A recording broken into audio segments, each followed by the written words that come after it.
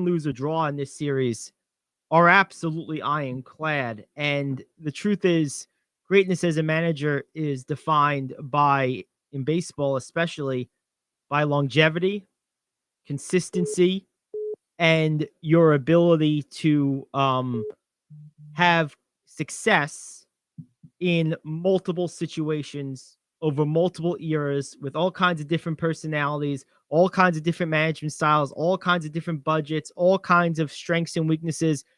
Baseball, if you do it long enough, does not afford you the same luxury that maybe basketball and hockey do, where you can sort of have a system and recruit players to fit that system more or less. You still have to be elastic of mind to a degree, but there's only so many people on the ice or on the court at any given time. And in basketball, there's only so many that play at any given time. Uh, you can kind of have a system. In baseball, you can't have a system. There's too many guys. There's too many variables. It's too out of your control. There's too many games. You have to be able to, in real time, with elasticity of mind and intuition. This is why analytics don't work in baseball as well as they work in other sports. You have to be able to, in real time, adjust and say, okay, this is usually what works for us, but it's not working today, but this is working, so I'm going to roll with it. And Dusty Baker's done that about as good as anyone we've seen in the last 4 decades from the dugout. And I, for one, more than anything else, don't want to hear the but he never won the big one, the Monday morning quarterback guys who know nothing about sports, want to talk about championships, but yet they won't say Bill Russell's the best basketball player ever because, Michael Jordan. Oh, wait a minute. I thought it was about championships. So Joe DiMaggio's not better than I don't know, than Babe Ruth. Joe DiMaggio is not better than Hank Aaron. Or here, a better example is Billy Martin a better player than Alex Rodriguez? You want more championships? I mean, the argument's stupid. And that's the thing. You can make it as dumb as you want, but that's a bad argument, especially in baseball. I am rooting for Dusty Baker. I just don't want to hear that. And I'm just, to be honest with you, I also want to get over 2017. Like, God almighty, they've been stealing signs since before they had signs. They probably stole the first sign they used to put down back in like 1860 or whatever the hell it was. Like, that's been going on forever. What you're really mad about is the Astros were smarter about it than other teams and got away with it for a while because they used systems that you didn't think of, and you're jealous. That's what it boils down to. And it's mostly Dodger fans whining. Well, if you didn't, choke every postseason, you wouldn't have to worry about it now, would you? I don't want to hear it anymore. Let's go Astros. And plus, I'm a Met fan. I can't root for the Phillies. I just can't do it. Yankee fans, too, do their share of it. Yes, that's true. Especially about the Astros. I mean, I was talking to someone who played a little bit of pro baseball, but played, years in college, and said the first thing when he got back to the dugout, the manager asked him, "What did you see for signs?" It just happens. People have to get over it. They have to. I mean, and let's just be clear about it. They've been the best team in baseball for close to a decade now. I mean, this is going to be their 4th World Series in the last 6 years or something. Yeah, they've been remarkably consistent. I mean, that's what I'm talking about. Yeah, well, they only won the one title. Well, you know what? They've been there 4 out of 6 years. They'll probably win one this year. I mean, honestly, that's what I'm talking about. Winning championships is a lot more luck than anyone ever wants to admit. It really is. I mean, because like we always say with the greatest players of all time in basketball, where I always say there's 10 or 12 that you can make an argument for. Usually in most big league sports, whether it's baseball, hockey, football, basketball, there's between 3 and 7 teams in any given year that if one thing goes right or wrong or better, they win. So the whole idea of a championship being this conclusive, infallible, they're better, therefore their best player is better than your best player. The argument is stupid and wrought with just presumptuous and laziness. It's laziness is what it is. It's a lazy, shallow, inarticulate, and inaccurate argument. It's just dumb. Agreed. Now, if you're talking about singles tennis, that's different. It's one-on-one.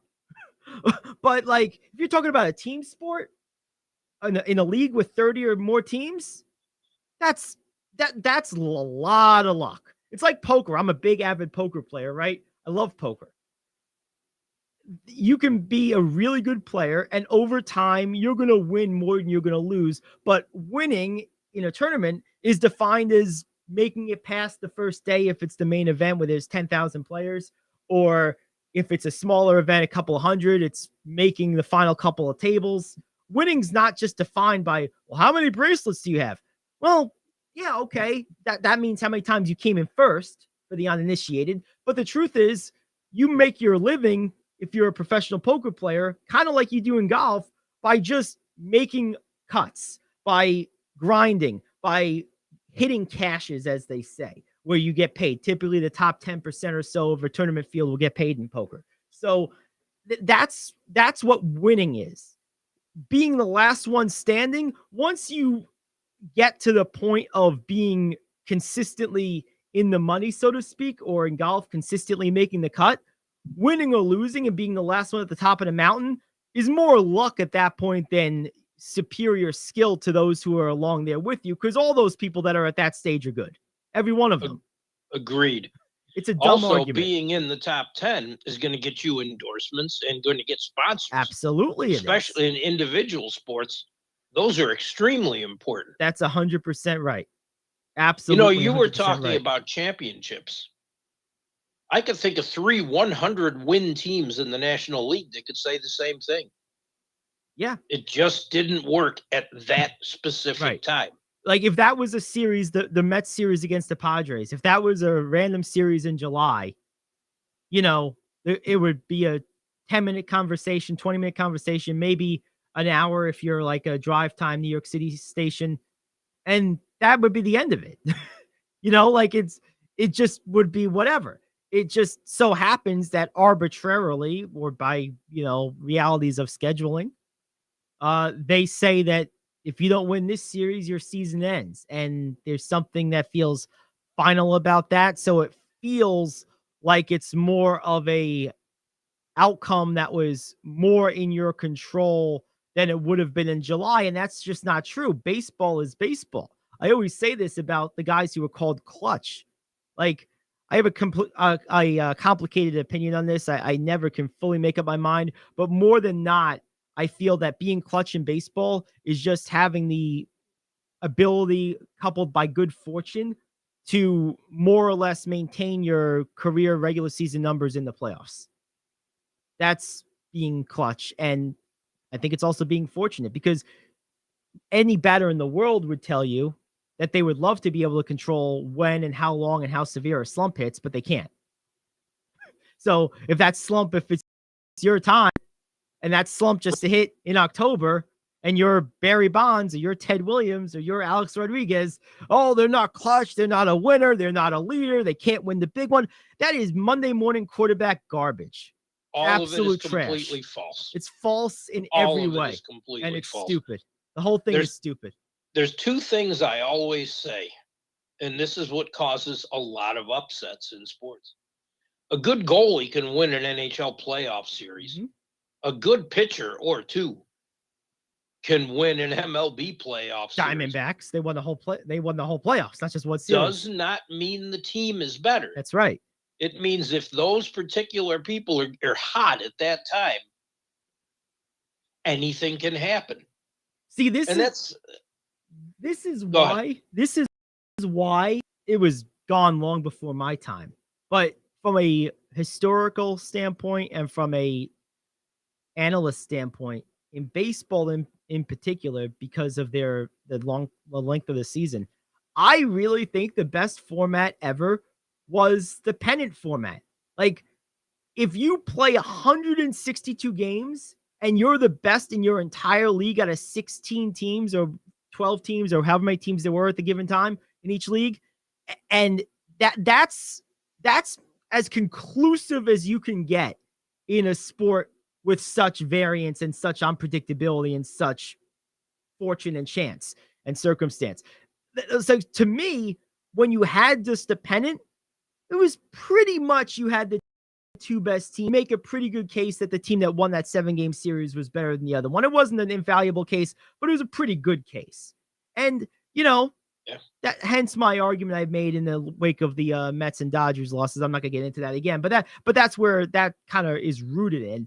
And when I hear this thing about teams not being clutch, like, it's just, you can't control when you're gonna hit a bad spurt. And you could say, well, why does it happen to Clayton Kershaw every year? Well, do you analyze every two starts, any two random start stretch in his whole career? I'm sure there's a 2-start stretch every year, once or twice in August or May or June, where he's less than stellar, but you don't pay attention, So, like, Right. he can't control when those happen. Like, do I think he forgets how to pitch because the calendar turns from September to October? That's nonsense. Doesn't make any sense. And your comment about championships, I mean, not only can I totally agree, but it's the argument I always use. Well, this person's the greatest ever. They won these championships. Wait a minute then. So you're telling me the Basketball Hall of Fame got it wrong because Will Perdue should be in there, Right. not Charles Barkley or Karl Malone. No. Will Perdue clearly was better. I mean, look at all those. Bill Wennington should be in there. Bill Wennington in place of Karl Malone. Clearly was better. I mean, look at it. It's obvious. I mean, and not to even mention Luke Longley. It's the dumbest argument ever. It really is. Oh, it's stupid. The whole thing is dumb. The whole thing is just dumb. And anyone that believes that nonsense, they're either just parroting something they've never given any great thought to, or they're just being intellectually lazy, or they just don't really understand how things work. And you know what? The truth is, with day-to-day fans, all of that's okay. Like, there's no rule that says you have to be a particularly astute or intellectual or historically knowledgeable or contextually literate fan. Fans are fans. It's not their job to do that. But what grinds my gears, what gets me angry, is when people who sit in our type of roles talk about this as if it's like, the end all and be all. Those people need to know better, or they do know better and they're just parroting whatever the hell because they think it's gonna get them clicks or likes or whatever. Like, that's where I have a problem. Fans can say and think and believe what they want. They're fans. Like, there's no, like, you don't have to know beyond, not going to jail. You don't have to know the nuances of the law on most topics if you're not a lawyer. But if you're a patent attorney, you better damn well know the nuances of the patent laws. But like, if you're a person, you don't need to know that. There's no reason to. No, you just need to know to hire a patent lawyer. Right, exactly. So, like, not a perfect analogy, but you get my point, which is, Understood. Fans can do what they want. But, people who are paid to analyze these things, give their opinions on these things. Opinions, of course, are just that, they're opinions, but they should be informed and rooted in some level of truth and reality. And I know a lot of Dodger fans are salty about the Astros thing, and I get that, but man, it's 6 years ago. Like, it's time to move on. And more than the Astros, it's the Dodgers. They've had their chances. They've missed out. Now, I'm not going to, contradict everything I've just said the last 20 minutes by saying they choked or this, that, and the other. But the bottom line is they didn't get the job done for one reason or the other. It didn't work out. And, right. Maybe the playoff format, I think, has a lot to do with it. Bad timing has something to do with it. Maybe approach a little bit. Maybe that's the problem with breaking down post-mortem baseball series in the playoffs is you really can't ever conclusively say it's one thing or the other because there is so much randomness to it. Well, how about just the fact that you played a team in the playoffs, if you are the Dodgers, that you handled 13 games to 4 in the regular season? Mm-hmm. That's right. Was it a product of, one, that team being extremely hot at that time, or two, not choking, but you possibly underestimated them? It could be that. I mean, it could be any number of things. Sometimes it's just the ball was half an inch further to the left or to the right, or hung up a half a second longer. There was a slight gust of wind at the exact wrong time in the wrong direction. Like that's the thing. It's just like there's like a million of these things that can But determine that's a series. actually, isn't that kind of why the playoffs are fun? Because Oh no, they're a blast. But they're random. But my point is, they don't prove anything. Right. Well, Right. the best teams in baseball this year were the Dodgers and the Astros. And whoever wins the championship, it might be the Astros, and then it works out. But if the Phillies win the championship, the Dodgers and the Astros were still the best teams in baseball this year. Winning the championship doesn't prove you're better, especially in baseball. That's my point. No, they were the hottest team. They were the hottest team at the right time. That's exactly right. But it is fun. If you look at it in that way, then yeah, cool. It's like a surprise party. Like, okay, let's see what happens. I don't know. Yeah, I love the randomness. Yes. I really do.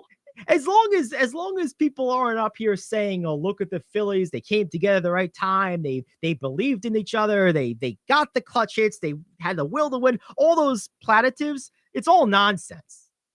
No, but there is one that's not. They're the best damn team in history. That's right. All-time best. 87 right. wins, baby. Greatest team ever. The hell with the 98 Yankees, the 27 Yankees. No. This year's Dodgers. No, it's the 87 win Phillies who squeaked into the playoffs. Dirty bastards. Connie Mack is doing one of these in his grave right now. Someone's going to say it. Oh, they are. Just like there's these idiots saying that NBA players are impacted disproportionately based on their skin color by fans. That's another topic that you have a double dip today. That's going to be another rant. That's coming up next. I know you got something to say about that. So I'm going to let you take because I saw the report. You did. So I'm going to let you take the report. You're going to take the reins on that. We're going to take a quick break. I don't know about that. Well, come on now. You've had your coffee. We'll take a quick break and we'll come back and we'll get right into that. Big reports saying Black players were disproportionately impacted by the presence of fans. Studies from their performance in the bubble show. Talk about sample size contractions. We'll talk about that in a minute here on the Gary Ayd Show on The Cave. Are you like me? You have health insurance, but you don't have dental insurance. Do you need to get to the dentist right away? Maybe you need an implant or some other major service. Well, I found a dental insurance plan that's just right for you. It's called Spirit Dental. Spirit Dental offers a $100 lifetime deductible, a huge network of dentists. And here's the best part. There's no waiting periods. Yeah, that means you can call right now and have real dental insurance for you and your family tomorrow and get that immediate coverage you want. Spirit Dental has plans for just a few dollars a day, up to $5,000 annual maximum, and coverage for implants. Whatever age you are, the dental insurance you need is a free phone call away. Now don't wait, and be sure to ask about Spirit's vision plan. Here's the number: 800-631-9229. 800-631-9229. That's 800-631-9229. Hey friend, life happens and you need money. What do? You call the special toll-free number we're about to give you. We will send you a link to your phone with details on how you can loan up to $5,000. Couldn't you use $5,000 to pay for your rent, pay grocery bills, get your car repaired, or whatever you need? It's up to you. We don't care. We're just here to lend you the money. And we'll lend people money with good, bad, or no credit at all. Of course, some terms and conditions apply, and you'll see those on the link we're going to send you. So if you need up to $5,000 maybe as soon as the next business day, call this number right now. We will text you a free link with details. Paid for by Money Mutual. Call 800-586-7112. 800-586-7112. 800-586-7112. That's 800-586-7112. All right, we're back. Gary Ayd, Rich Anselmo. And Rich, being that you were the one who broke this story, at least to me, I think you are at least entitled to the leadoff spot here on this topic. I teased it. Why don't you take us home? I'd much rather be talking about Luka's 41-point triple-double. We'll get to that. That was Or- that was amazing. Connor McDavid's hat trick in one of the most exciting games I've seen played. I think even you would have liked it. There's a Where they report melt out. the ice? You come out with the blowtorch? That would have been something. No, it was a 6-5 game that had everything, Ooh, all right. and the action was up and down. Great stuff. But That's good that's stuff. for later.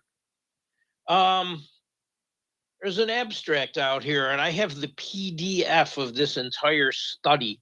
I'm not going to get into the 200 pages of it. Yeah, no, we like cliff notes. In the NBA, predominantly black players play in front of predominantly non-black fans. Okay. Using the, quote, NBA bubble, a natural experiment induced by COVID-19. Oh, so the bubble was an experiment. Great. We show that the performance of black players improved significantly with the absence of fans. This is consistent with black athletes being negatively affected by racial pressure for mostly non-black audiences. They made a control study and took into account player, team, and game effects. And this is what they came up with. Beyond hurting individual players, racial pressure causes significant economic damage to NBA teams by lowering the performance of top athletes and the quality of the game. I am reading no more of this. Okay, so correct me if I'm wrong. Maybe I confuse because I have to tell you, Jokic looked really white, Davis looked really black, and Davis looked like he kicked his ass.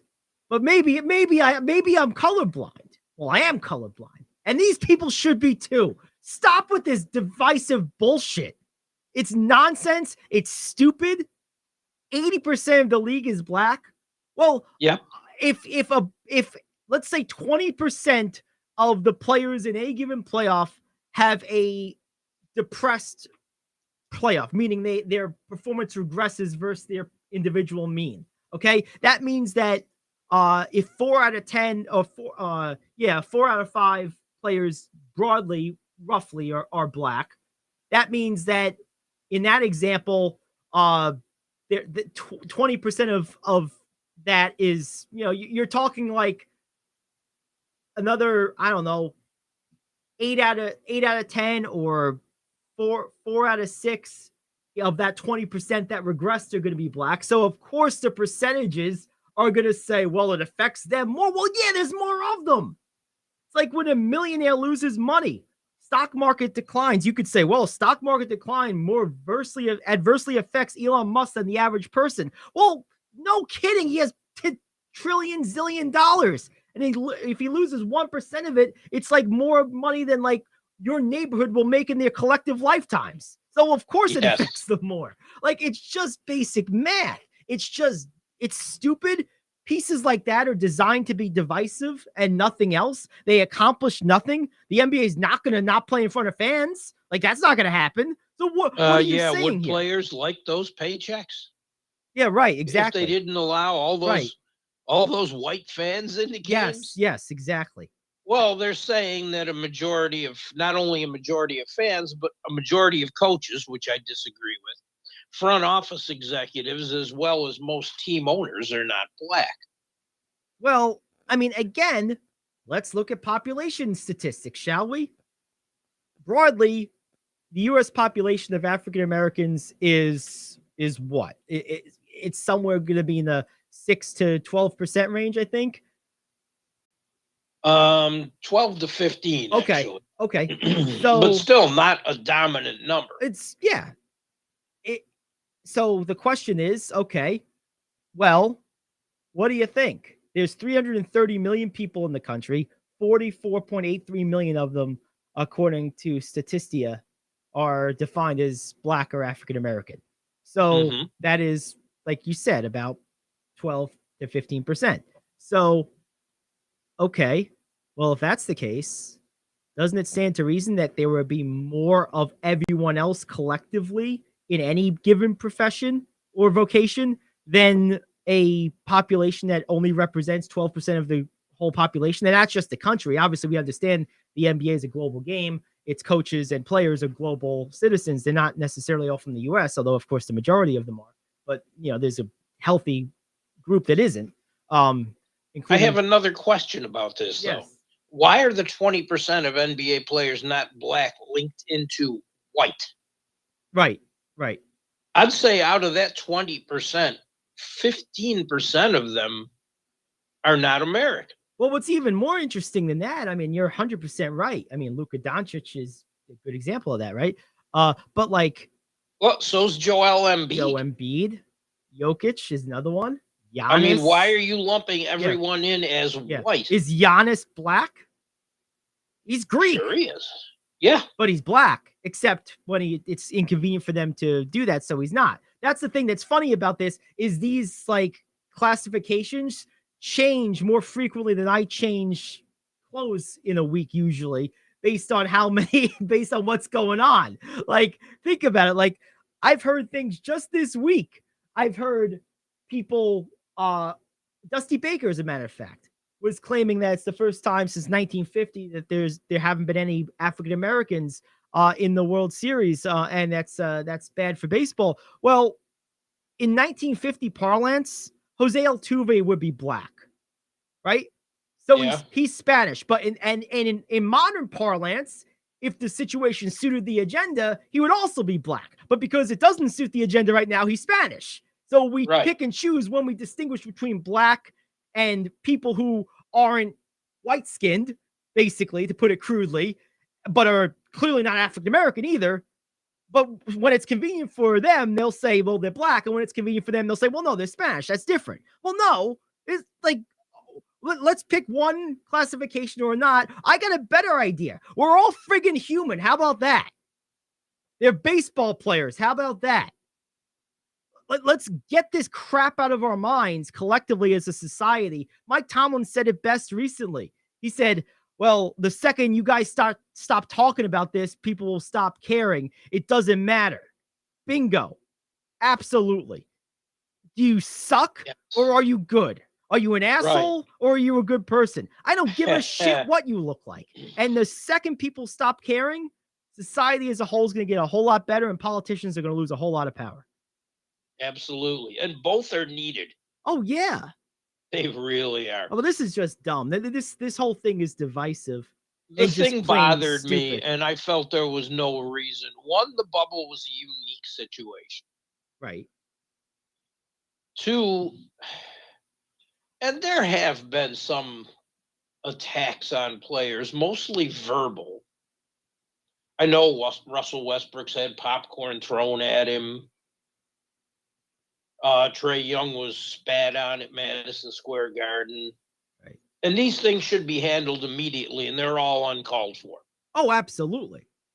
Oh, but for the most part, NBA fans are NBA fans, and it doesn't matter. It makes no difference. And the other thing about that have you ever sat courtside at a game? Oh, my God, listen to players. Oh, yeah.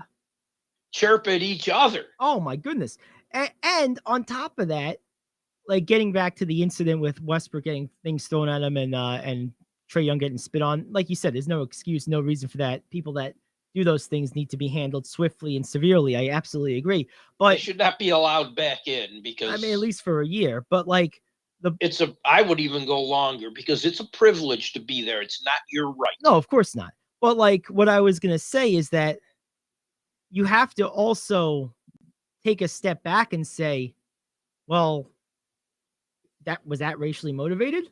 Like let's be real about it. If 80% of the people on the court are dark skin color, well, I'm not going to use the term black because I just broke it down. There's Spanish, there's this, there's that, there's Greek, but just for the sake of clarity and conciseness, dark skinned, if 80% of the players on the court are of that complexion, doesn't it stand to reason that if a dumbass is going to spit on someone that there's a 8 out of 10 chance it's going to hit someone who's dark skinned. I mean, it doesn't necessarily mean the guy was, a card carrying member of the KKK.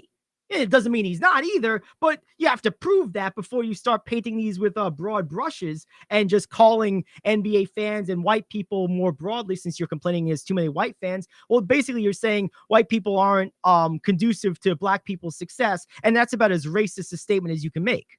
Yes. I have a feeling while complaining about racism.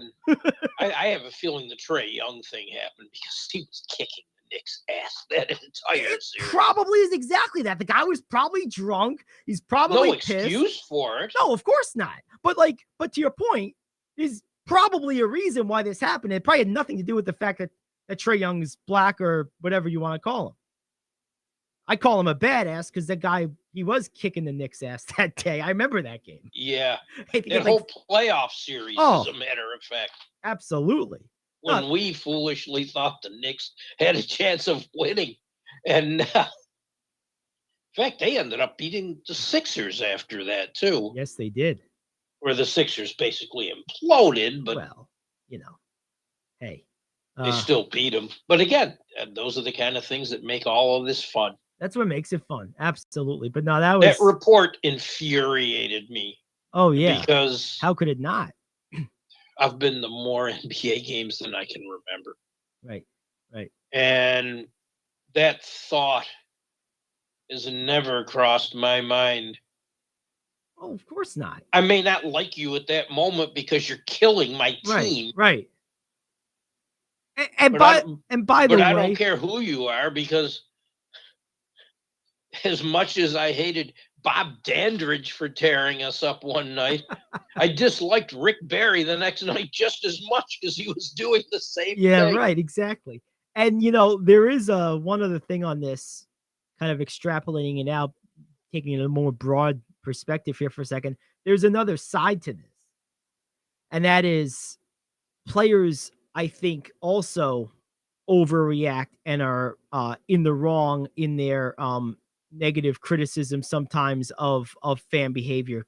Case in point, the report came out that Aaron others might be leaving the Yankees because of toxic fan culture because they get booed. Well, Aaron Judge, you were 1 for 20 whatever in the playoffs.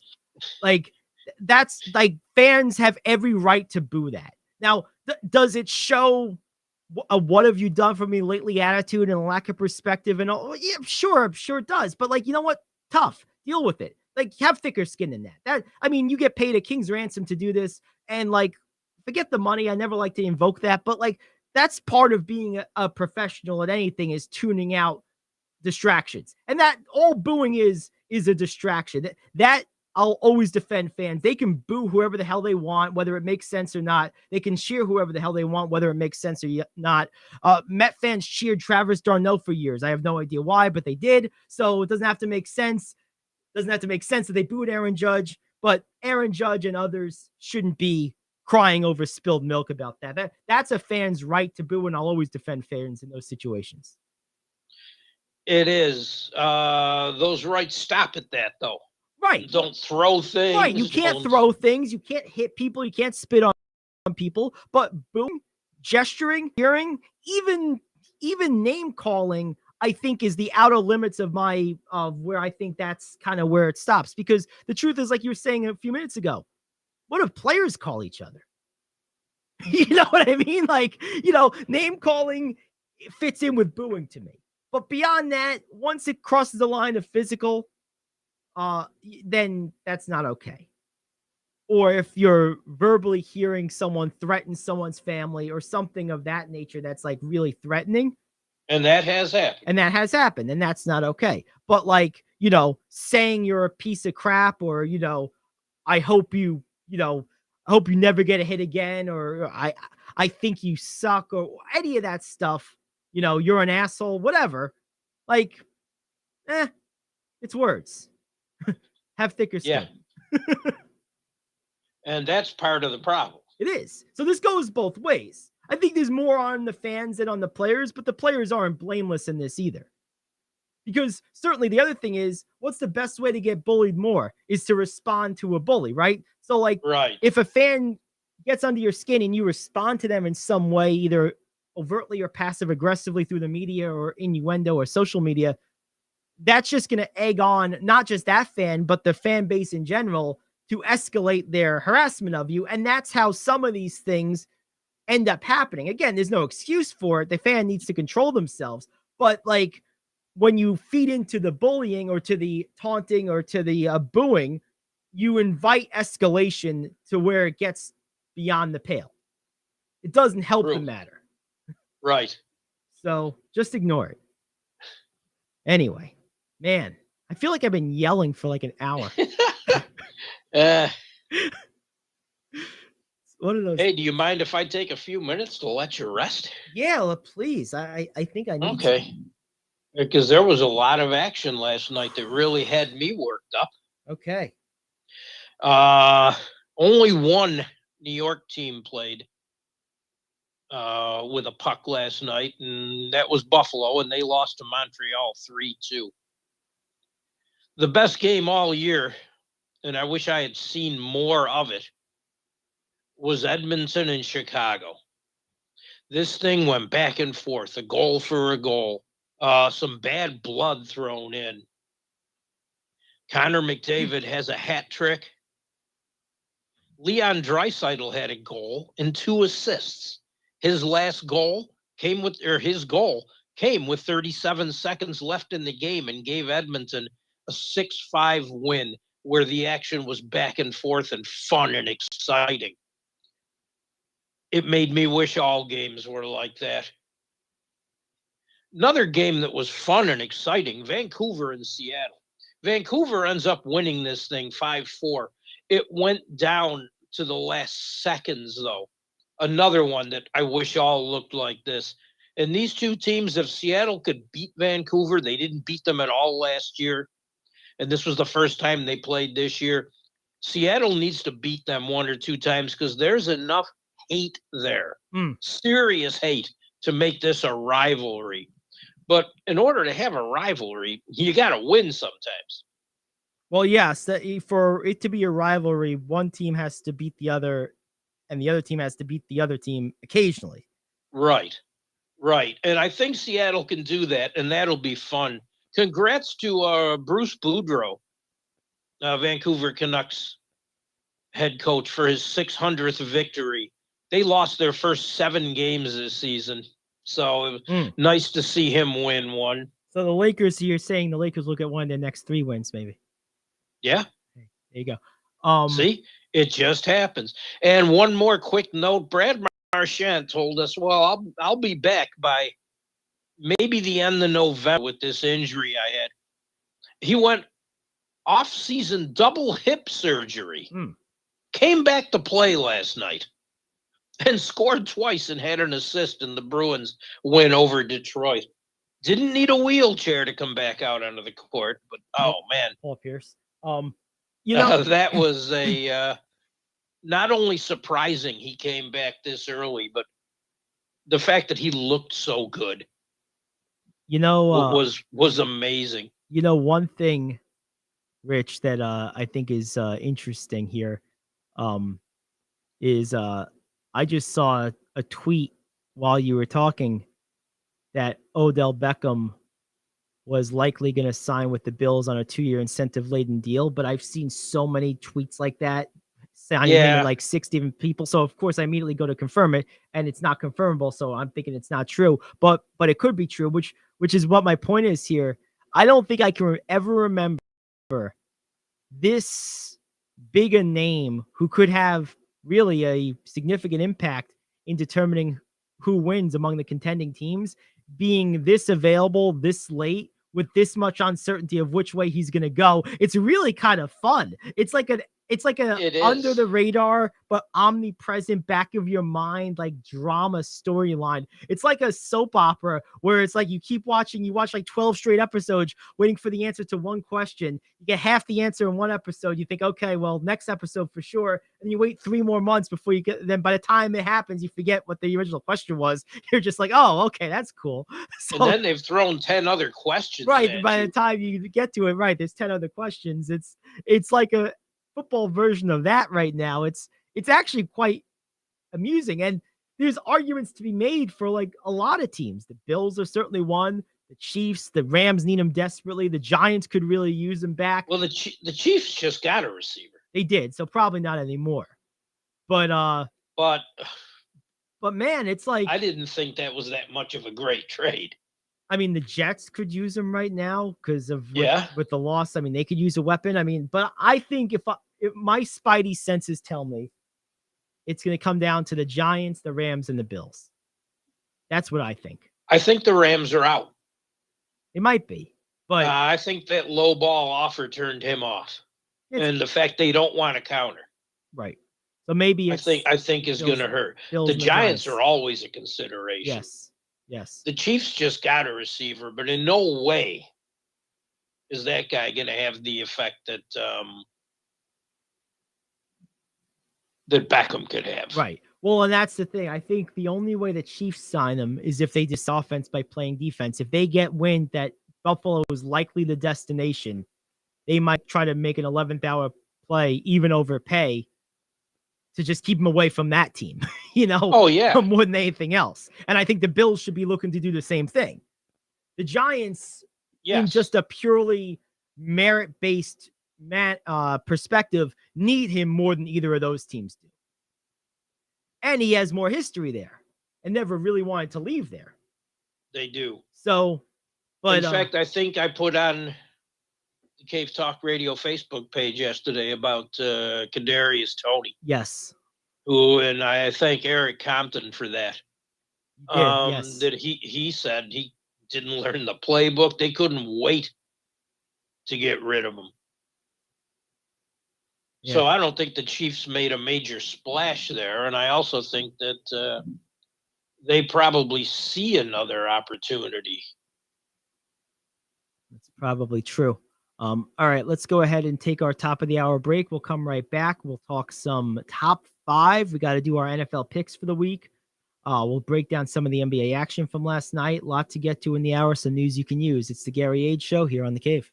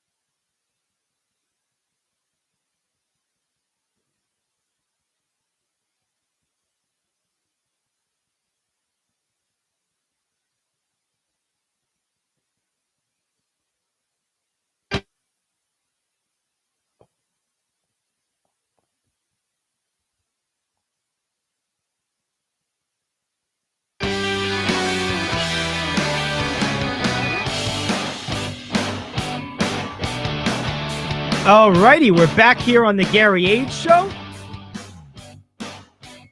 Great to have you aboard, Gary Ayd, and there's Rich Anselmo hustling back like a lone defender on a fast break. There to draw the charge. Oh, yeah. Gotta love I it. feel like I'm just drawing a charge. Easy does it, partner. We're good to go here. Great to have you aboard for hour 2. And of course, top of the hour means top 5 time. This is the moment we've all been waiting for. It's time for King Talk Radio's Top 5. All righty, what do we got today, Rich? Well, I had a really good one for you that I'm going to save. Uh-oh.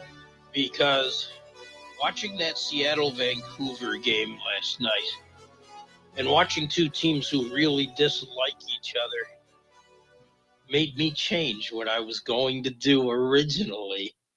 Name me your all-time top 5 team rivalries.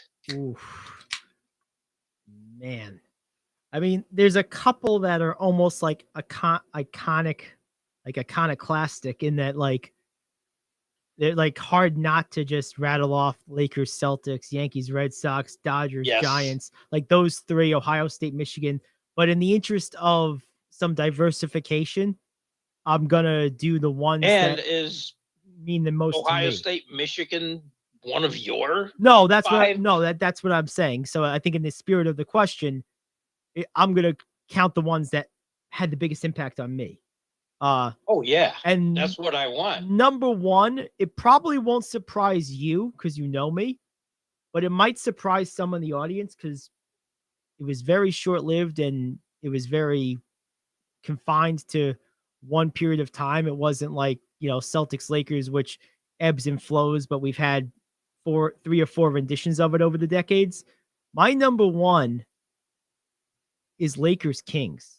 Now, it only mattered for like 2 or 3 years, but man, those were bitter games. Those teams hated each other. You had Shaq calling them Yes. queens. You had Weber calling them, other kinds of names. I mean, they hated each other. You could just see it. Every foul was a little harder. Every argument was a little more virtuous. Every game that was decided by a few less points was more contested and, lagged in the memory, short-term memory, a day or 2 longer. The whole thing was just like under a microscope. And like I said, it only lasted for like 2 years. And to your point, it's not really a rivalry if one team never wins any of the matchups. And the Kings never won when it counted against the Lakers.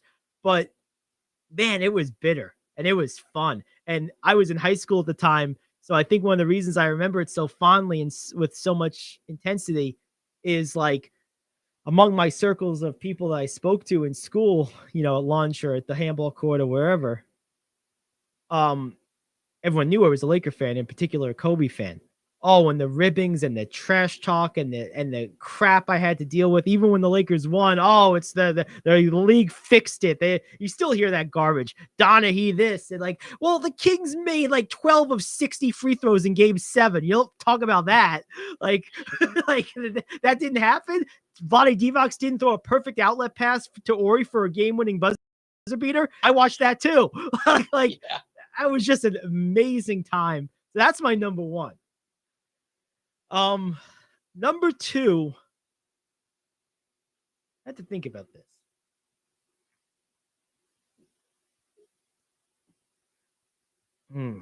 Awfully early for a beer. Oh, it's not beer. I know. Just kidding. It's aha. That's what you say. Oh, aha. Never mind. I'm done with my puns. I had to get it in. I think number 2 has to be Yankees Red Sox. I mean, I'm not a Yankee fan, but I am a New Yorker. I've been a baseball fan my whole life.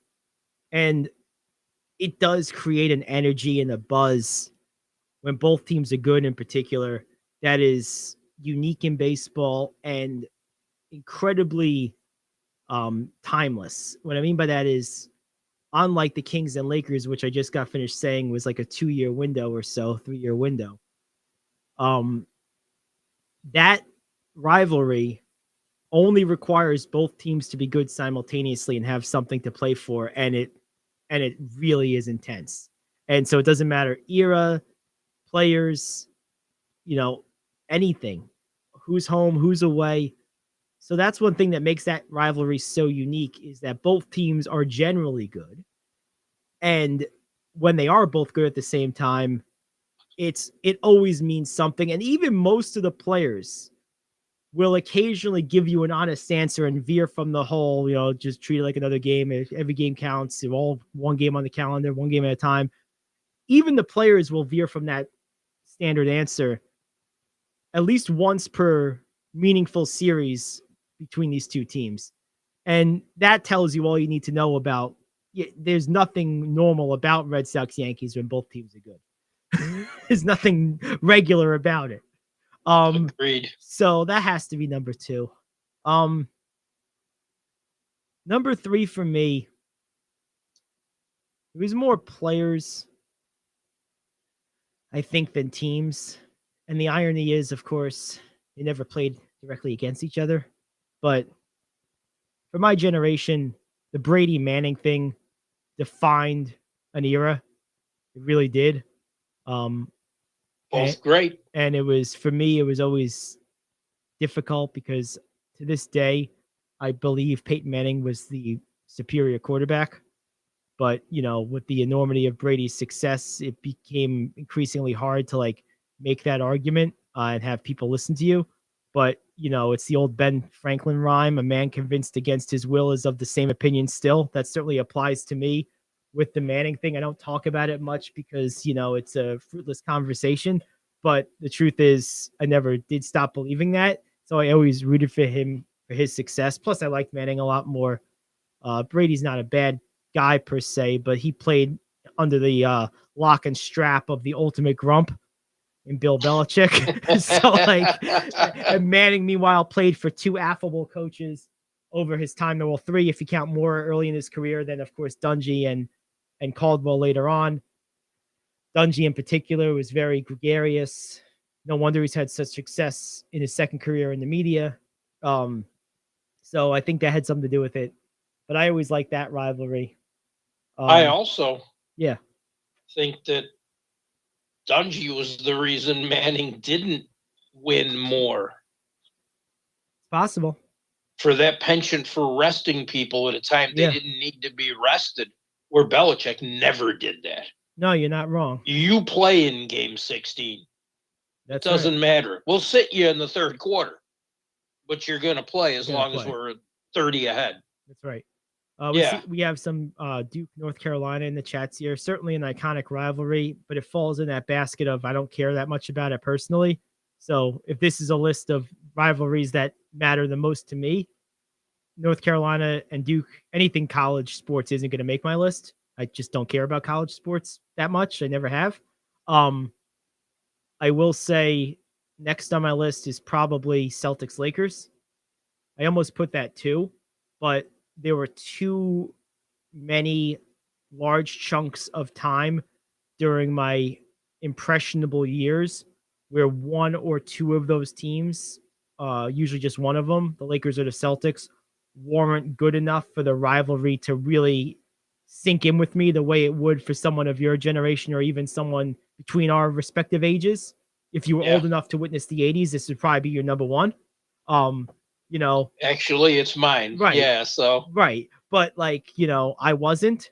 And for the first 3 championships that I witnessed for the Lakers, the Celtics were either a non-playoff team or an also-ran team that just kind of made the playoffs but weren't a real threat. So for that reason, it's not number 2 or higher, but it is number 3 because I did get a taste of it between 2008 and 2010. Being a fan of NBA history that I am, I obviously know what it means in a broader historical sense and what it's been throughout the league. But just because of my own time on earth, I can't put it above Brady and Manning just because that rivalry between those two pretty much circumvented the beginning of my teens through the early part of my 30s. Like it was a defining sports Yeah. experience for my generation. So I put the Celtics and Lakers at number 3. Number 4 and 5, a little trickier. The Braves and Mets thing kind of falls into the category of like the Mets really never beat the Braves, so I don't know if I really count as a rivalry as much as an ass kicking. Like, Yeah. like I don't really look at Mets Yankees in that respect. What was a rivalry for a while? The Giants and the Cardinals really didn't like each other for a few years. Like the baseball Giants I'm talking about. But I'm going to go with the Giants and Patriots because they played each other in 2 Super Bowls. Both times Giants big underdogs. Both times the Giants won. I thought that was pretty cool. But I'm actually going to move that to 5. I just thought of my 4th one right now. It's also football. Excuse me. No question about it. Number 4 for me, Steelers, Ravens. Those teams were always both good. They couldn't stand each other because they were doppelgangers. They were the same team in different color jerseys playing in different cities. They had the Steelers had a better quarterback. The Ravens always had better tight ends for the most part, other than maybe a few years with Heath Miller in Pittsburgh. Both teams always had great defenses, and they were both just brutal physically. They just beat the crap out of you. And it was just one of those games every year, and you saw it twice a year, of course, because they're in the same division. After every game, you knew there were extra ice baths to go around, extra painkillers, extra bruises, extra stitches. It was all kinds of extra pain. That was a game that both teams knew who they played the next week when they started practice because it was always physical and they were always close. Both teams were so good. Those were just great. I'll say this, from a pure, good, consistent football standpoint, I think it's the best football I've ever watched in my life. Was Ravens Steelers from about 2003 till about 2014 or 15. That like 9, 10 year, 11-year period.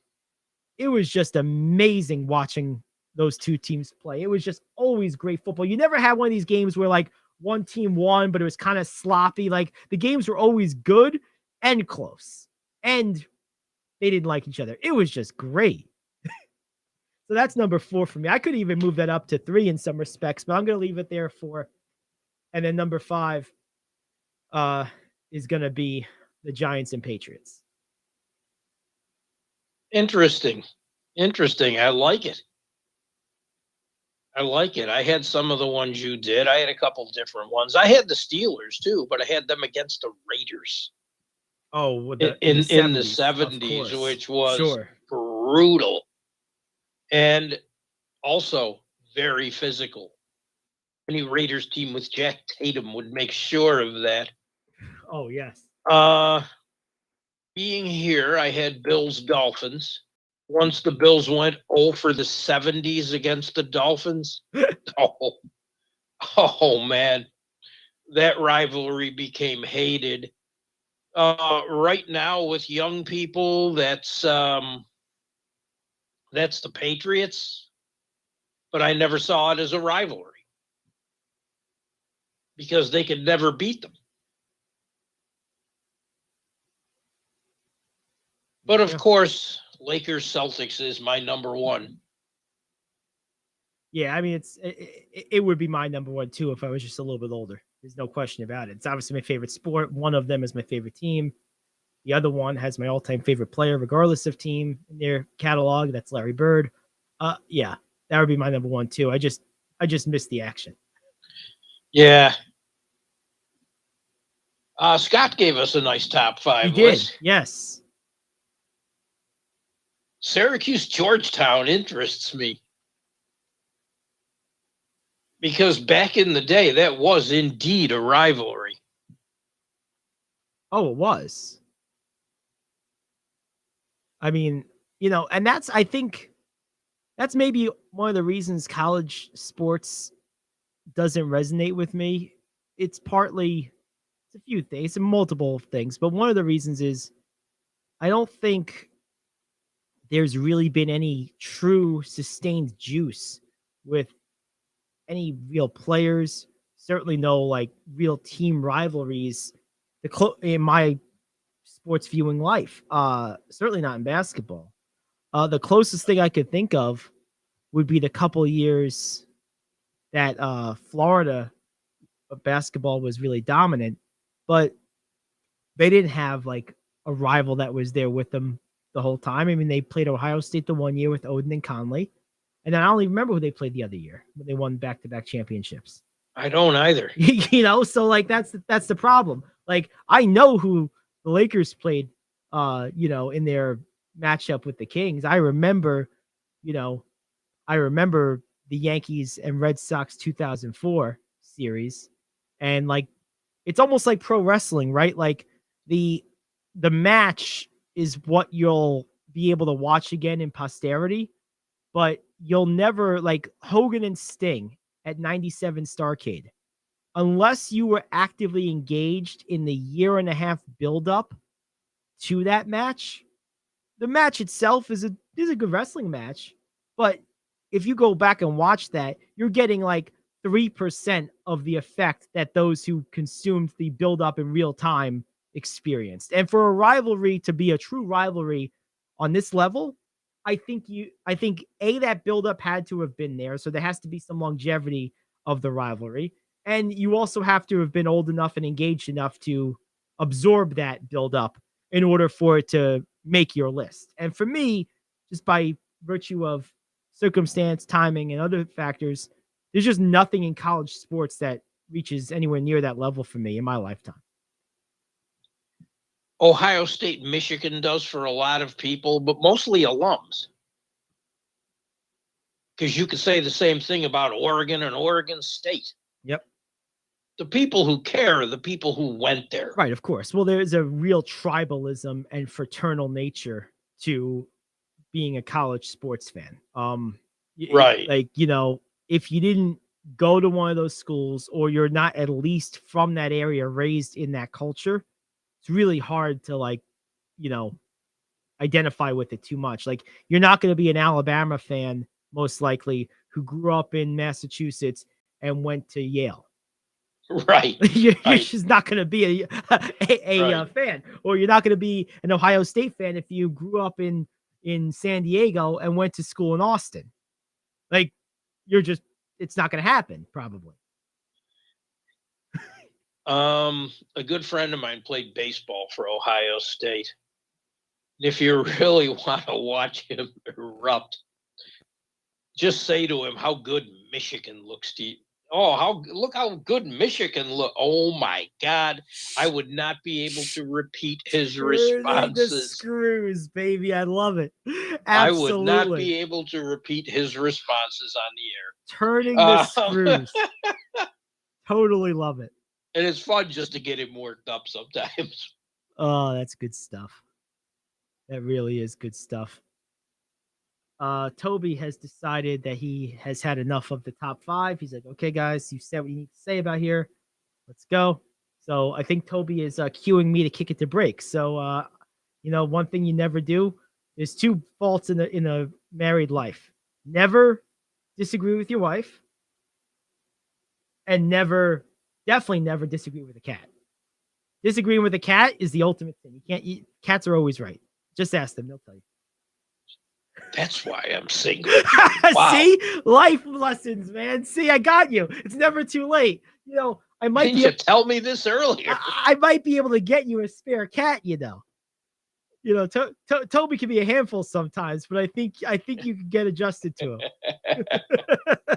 All right, we're gonna take. Toby wasn't the one that gave me a problem. No, that's true. That was Max. That's right. Max was the one who. Toby was quite likable and affable. Yes, Toby's easygoing. Yeah. Max is an acquired taste. There's no question about it. All right. I think Max thought I was an acquired taste. Oh, it didn't take much adjusting. He liked you right away. Would that take him 30 seconds to figure that out? Yeah. Give him a big old chomp on the finger. Oh, what a jerk. I'm Oh, surprised he yeah. never sent Max a bill for the hotel he made you get.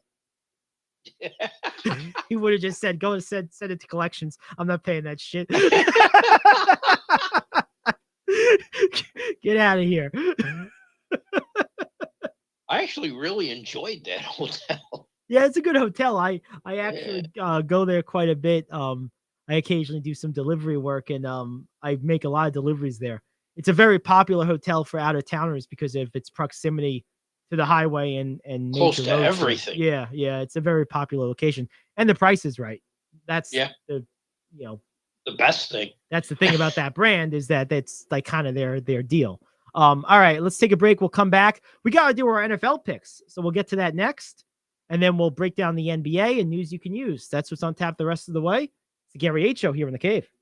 Do you want to save money on your next flight? Then pick up the phone and call. That's right, call. Because the best prices are not online. They're with SmartFares. See, SmartFares has special deals with the airlines. When they have unsold seats, they use SmartFares to fill them. So you get airline tickets at crazy low prices. They have access to great prices and discounts at over 500 different airlines. Plus 300,000 hotels and rental car companies. Their prices are too low to publish online. With the extra money you'll save, you can book another trip or treat yourself to dinner or shopping. So stop searching all of those travel sites to find the lowest price on your next flight. Let one of our SmartFares expert travel agents find the best price for you. Call SmartFares today and get ready to see the world with a fat wallet. 800-370-2460. 800-370-2460. 800-370-2460. That's 800-370-2460. Come on, you watch the news. Be prepared to pay more taxes. Then if you owe back taxes or haven't filed in a few years, get ready. The IRS, the largest collection agency in the world, will be coming after you with the power to collect taxes by any means they want to. Hey, they can freeze your bank account, your passport, even padlock your business. Oh, good times. Look, if the IRS claims you owe them $5,000 or more in back taxes and they're coming after you, don't panic. Call my friends at Get a Tax Lawyer first. Their job is to negotiate with the IRS and save you money. They're experts at it. That's all they do, and you can trust them. In some cases, they have reduced a $50,000 tax bill to less than $1,000. If you owe the IRS $5,000 or more in back taxes, call now for a free consultation. Call 800-649-8617. 800-649-8617. 800-649-8617. That's 800-649-8617.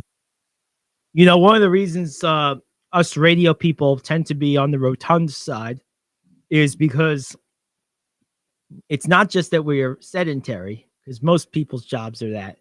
We're notoriously bad meal planners. So we always eat like in a absolute hurry with like 12 seconds left in the break. Like you just saw me do that if you're watching the restream. Like I literally had a whole 2 minutes to eat some of my honeydew, which of course isn't going to make me fat. But like instead of eating for the 2 minutes, I waited till the last like 12 seconds and like drank 2 pieces of honeydew because like I can't plan like more than 12 seconds ahead in my life. I need to work on that. Hey, honeydew is the money melon. Oh, Remember it's that. one of the best. That and watermelon, it's 1 and 2. You ever have Santa Claus melon? No, but I've heard of it. It looks like a miniature.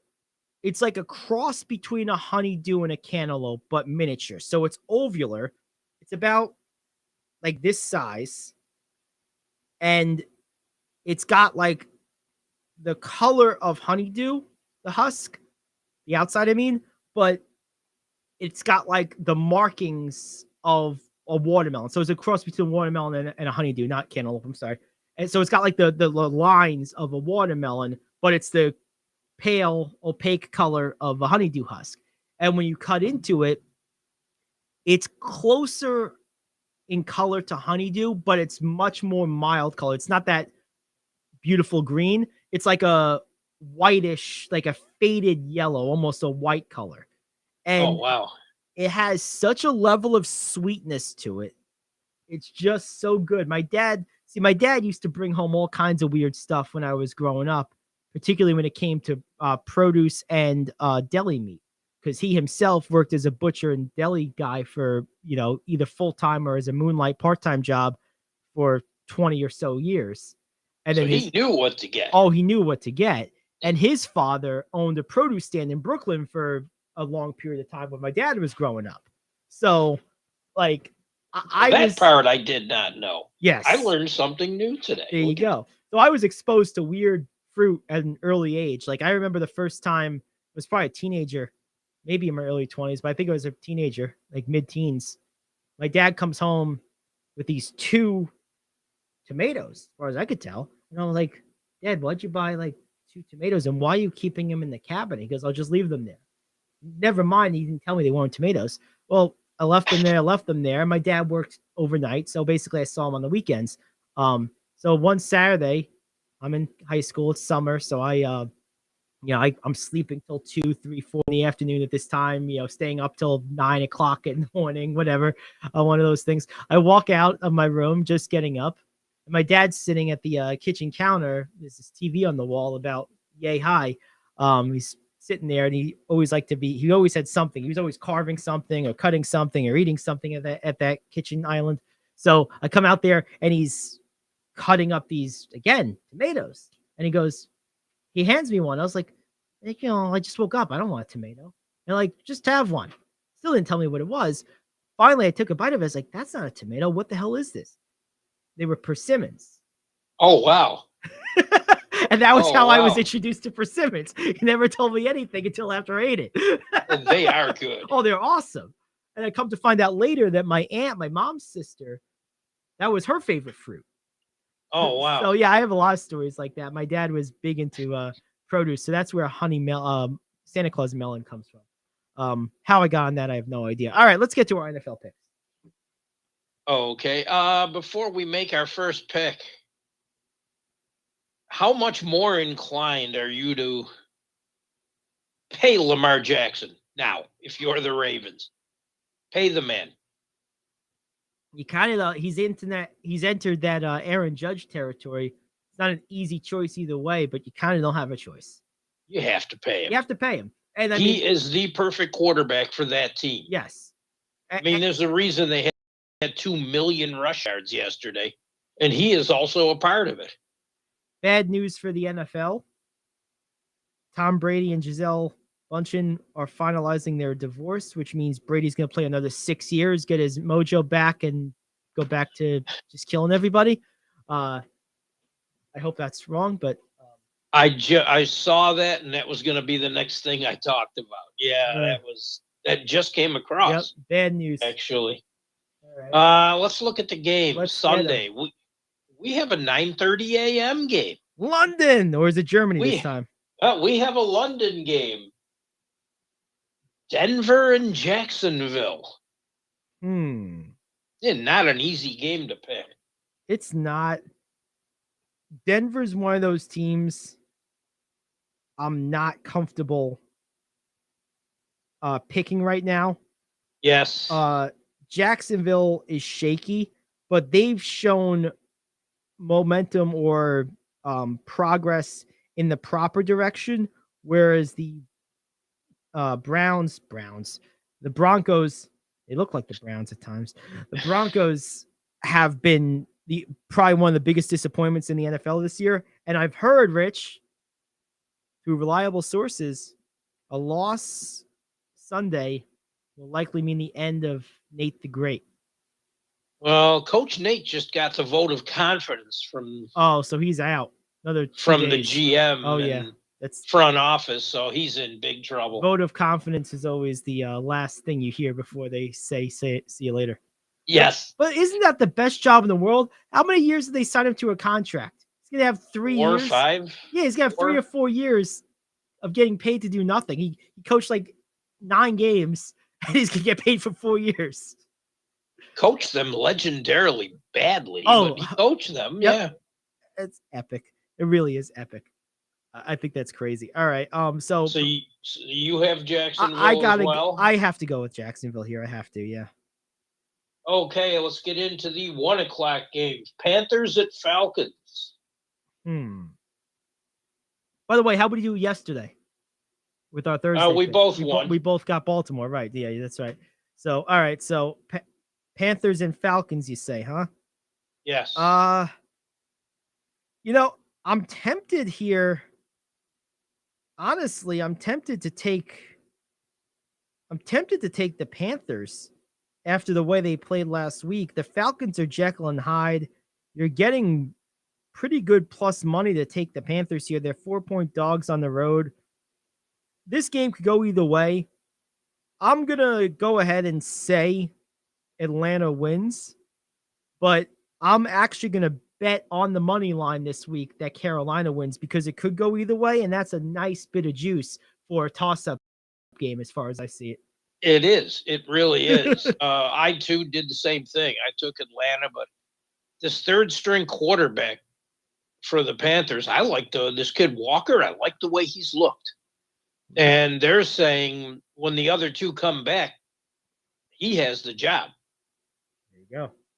They're going to ride out the season with him. Makes sense. But yeah, I took the Falcons just because they're at home. Okay, fair enough. We have another game where I said there's a team I'm never going to bet on. 2 in a row now coming up. Bears at Cowboys. You know how I took. Well, I mean, you can't pick the Bears in this game.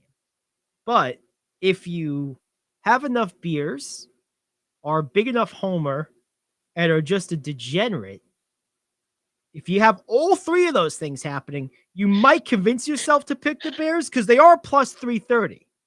But you make no mistake, you need to be a degenerate, a homer, and drunk. Not one or two of the three, all of them. Damn it, I'm not a homer. So see, there you go. You can't do it. But they are plus 330 for you degenerate, drunken homers out there. But no, they're not winning. The Cowboys are going to kick their ass, and that's all there is to it. The other team on my do not pick ever list, Dolphins at Lions. But these 1 o'clock games are killer, aren't they? Oh my God. I think the Panthers and Falcons game has a chance of being entertaining.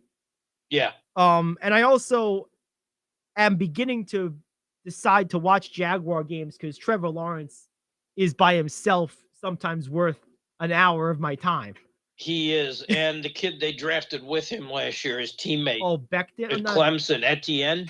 Yeah, the DN. Yes. Yes. Has really looked good out of the backfield, Yep. running, catching. Yes. Etienne looks good. Yes, he is good.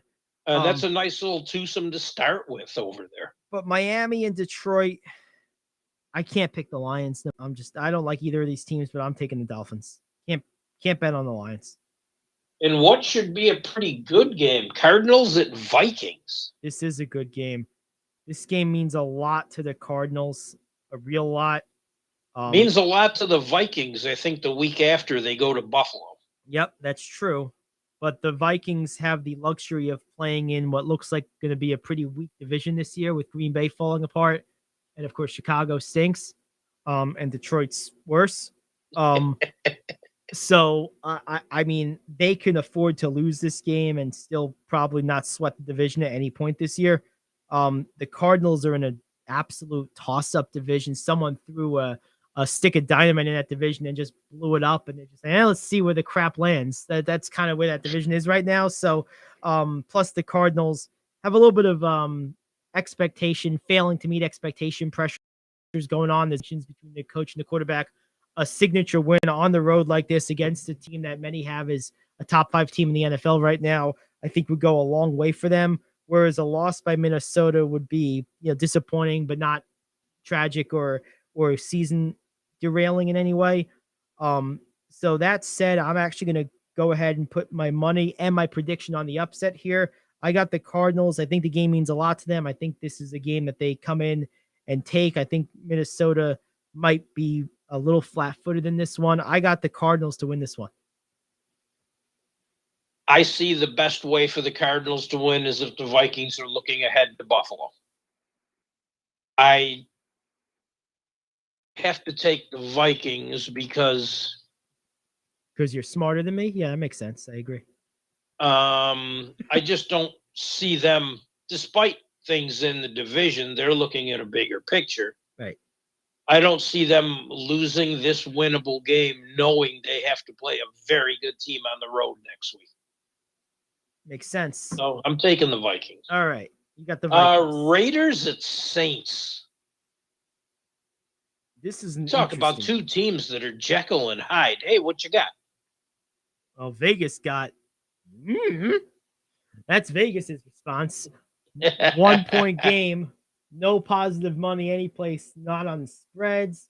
Not on over-unders. Not on money line. A total pick 'em. I'm going with the Raiders. It's easy to just go the other way and go with the Saints because they're the home team, but I think the Raiders are significantly better than them. But like you said, they both in Jekyll and Hyde, so you really can't say this with a whole lot of confidence.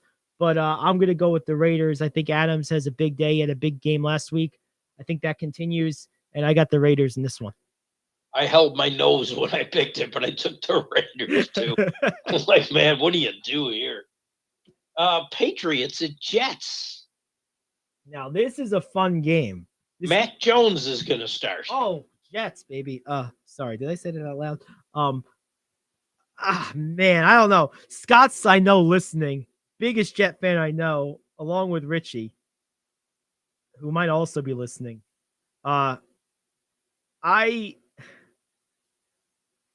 With Mac Jones starting, I think I am going to pick the Jets at home here. You know what? I did too, for the same reason. I don't want to jinx you, Scott. And don't come on here Monday yelling at me because I jinxed him, okay? You always say, when am I getting on the bandwagon? When am I going to give the Jets, a ranking or something? Here's your first salvo.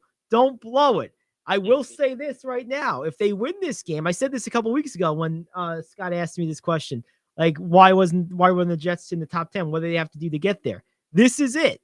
If they win this game, they're in my top 10 next time we do our power rankings. If they don't win this game, they're not in my top 10. So here it is. And I'm picking them to do it. So I'm basically giving you a soft. I think they're a top 10 team right now, but they got to prove it this one time. I'm picking them to do it. So, don't yell at me if they end up throwing 4 interceptions or having a classic Jetian blow up. It's not my fault. I didn't do it. Don't shoot the messenger. But I got the Jets in this one. Jets were mine too. They were in my top 10 last week, and I'm picking them to win today. There we go. And we really threw a scare into Scott, so.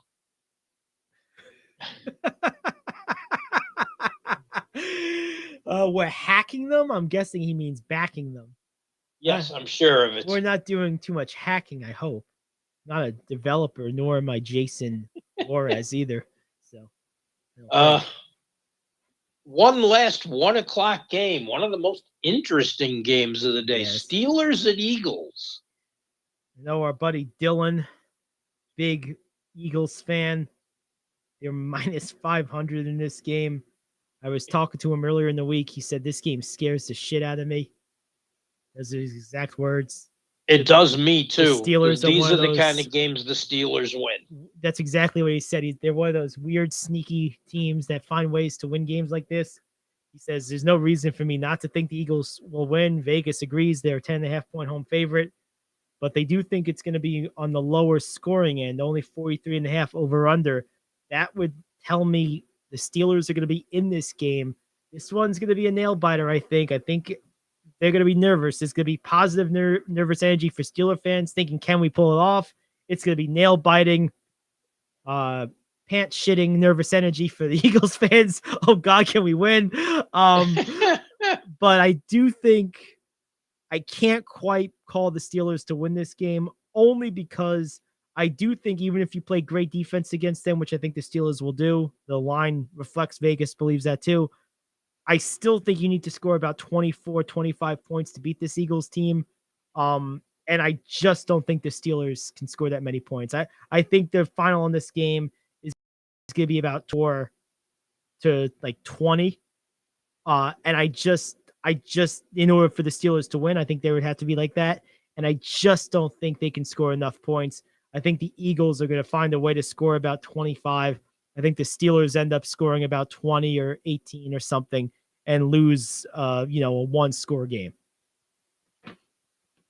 2 words. Kenny Pickett. I took the Eagles. Pick 6. They didn't rename Not, it. The Kenny I'm not pick. sold. No. Let's look at the 4 o'clock or thereabouts games. Titans at Texans. I got the Titans in this one. I think they've begun to put their sea legs together after a slow start. We've had a couple of good games from King Henry at this point. I think this is another one of those games where it's like a get well opportunity. The Texans are a pretty bad team. I got the Titans in this one. I'm actually surprised the line is only 2.5 here. If I had the opportunity, depending where you're betting, I would try to tease that line up on Tennessee and try to get some positive money because I think they're going to win this game by 10 or more points. Even though Tennessee's not an explosive offensive team, I think that the Texans are bad. I could see the Titans winning this game like 23-10 or 27-17, something like that. I think this is a 10-point game or thereabouts. I saw it the exact same way. Commies at Colts. Oh, the Commies coming off their win. Oh, that was a rough game. Yeah. Tough way to lose if you're the Packers. I don't care how many lucky wins the Commies get. My eyes, when I watch them, tell me they suck. They're one of those teams that has where they have 3 random wins somehow. Yeah. This team is absolute trash. Now, the one thing in this game that makes this complicating, Sam Ellinger to the rescue. That doesn't sound good. No. Our future is Sam Ellinger. What? Is he a state senator from Albuquerque? Oh, no, he's a quarterback. What? Quarterback coach in Albuquerque? No, he's the starting quarterback for the Colts in the NFL. He's really playing. Oh, God. That scares me. And I've come to find out, I was looking at NFL stats. Matt Ryan is at this point top 5 in the NFL in passing yards total for the season somehow. That's pretty crazy. Nothing about this game makes sense. I can't pick the Commies, though. I just can't do it. I got the Colts, but I don't feel good about it. I'm the same way. 49ers at Rams. This is a game of the week for me. Definitely my favorite game. And this is probably the best of the 4 o'clock games. Looks that way. Although the one after it's pretty nice. I'm going to go with my Niners here. They're a slight road favorite, which is interesting. 1.5 points. Low over under 42.5. Rams offense has struggled. Niners defense is great. I think what we saw in Kansas City last week was an example. An aberration? An aberration. I think it's an example of a great team doing great team things. That just happens in sports.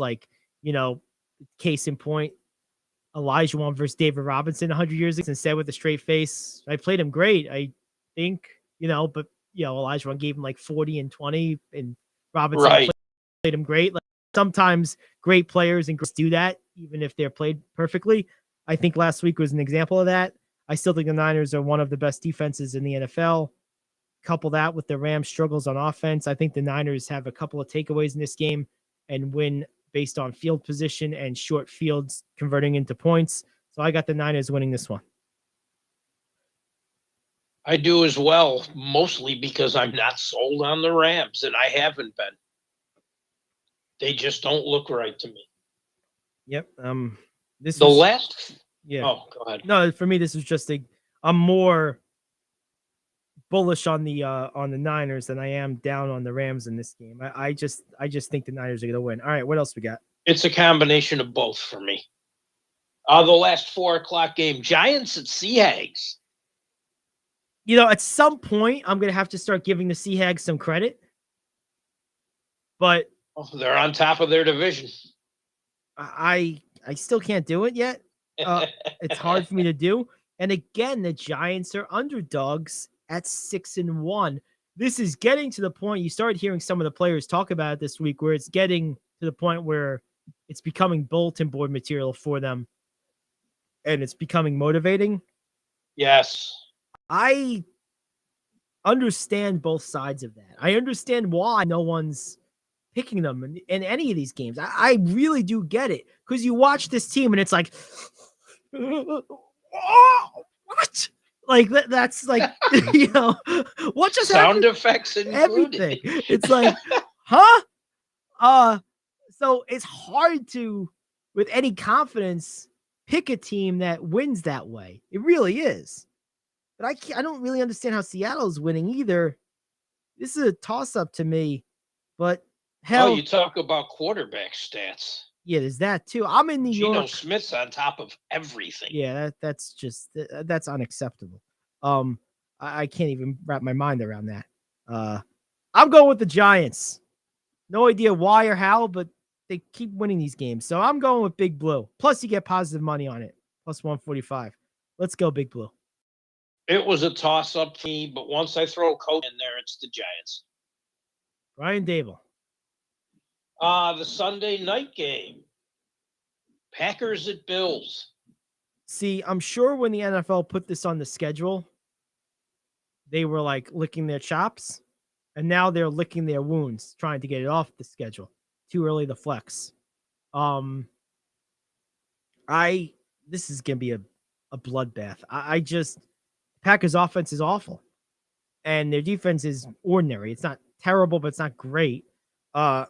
You can't beat a Bills team if you can't score and your defense isn't the 85 Bears. Like, if you can't score against this Bills team, you better be the 85 Bears or at least the 2000 Ravens. Like, otherwise you have no chance. And the Packers are neither. This game is a 10.5-point spread. If I had to bet this, I would bet the Bills to cover that. I could see this being like 35-10 or 35-17. Like, I could see this being really ugly. And now they announced today that Lazard's out for the Packers. So yeah, this is gonna be ugly fast. There's a wide receiver that you could use. Yeah, the only way the Packers are even close in this game is if the Bills are totally looking past them and just fall asleep at the wheel. And even then, I think the Bills win, but maybe they don't cover. Like, I don't see a scenario where the Packers can win this game.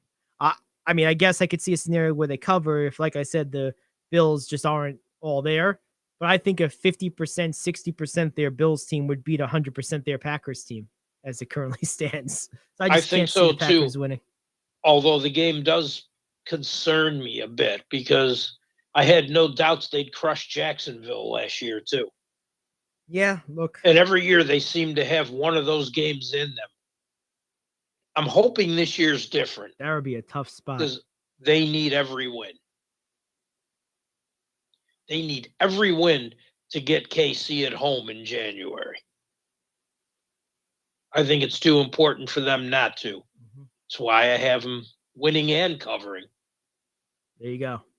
One more game, Monday. Bengals at Browns. Yucky. Ugh. I mean, Banks, but ugh. There's another one I heard. If the Browns don't Chase win, is out that helps for a while. That helps. Which is gonna help, but I don't think they have enough to help them. Yeah, that's one of those things that if this was a different organization with the same players and same relative talent with the same injury situation for their opponent, I would probably, and they're at home because the Browns are at home in this game, I probably would pick that other team. But the Browns are in that category of team. There's about 3 or 4 of them in the league where I can't pick them. They always find a way to snatch defeat from the jaws of victory. Always. And that's completely organization. It is. I don't know how they're going to do it, but they're proven they're great at it. They're runners up with the Lions for figuring out ways to blow that. I mean, that loss they had to the Jets early in the season, that goes down as one of my most epic meltdowns I've ever seen in the NFL. I mean, that was almost statistically impossible time and score, but they managed to do it in regulation nonetheless. They didn't even waste time with overtime. They just got it done right in regulation. Like, oh yeah, watch this. For my next trick, I'm going to make the W disappear.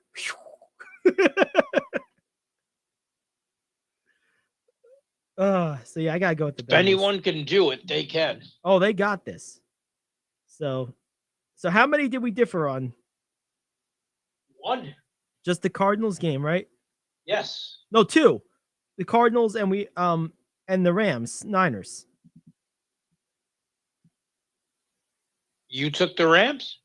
No. Oh no. I'm sorry. No, you're right. You're right. It's just the Cardinals game. You're right. Nope. I took the Niners as well. That's right. Yeah. So just the one game. There you go. Hey, if anyone's interested in some long-term outright bets, there's 3 right now that I think you should look at. The Chiefs, the Eagles, and the Bills are respectively going off at plus 650, plus 500, and plus 290 to win the championship. I think if you bet like $50 on all 3 of those, I'd have to work out the math, but you might be able to break even if you bet all 3 and the Bills win, and you'll make money if you bet all 3 and one of the other 2 win.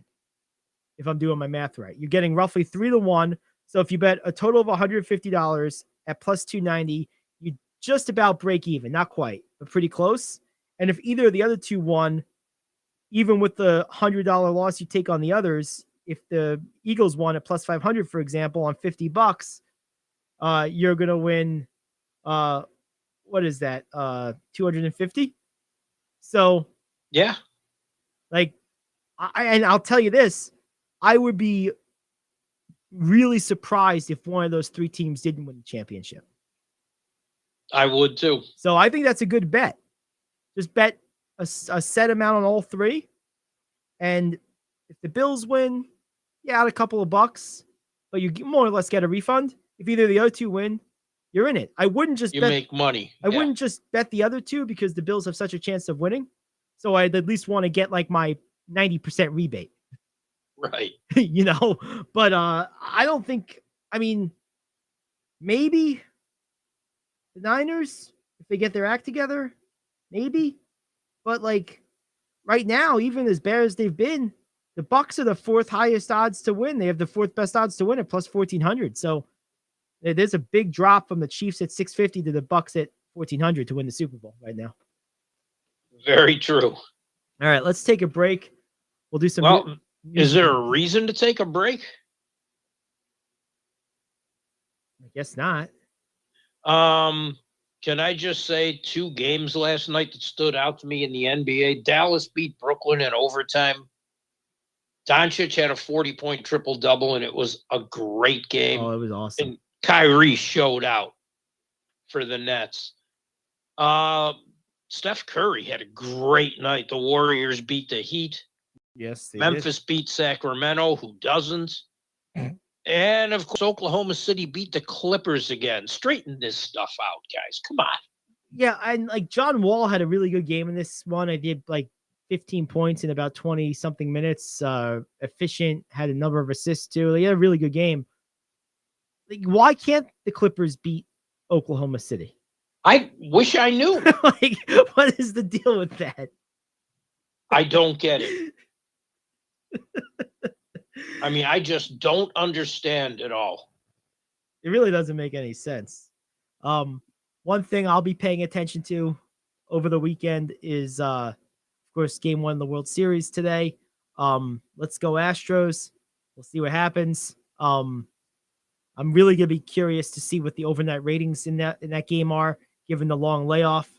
But it is a non-competitive night. There's not a whole lot going on in the broader sports world, so as long as people remember that the game is being played, they should do okay.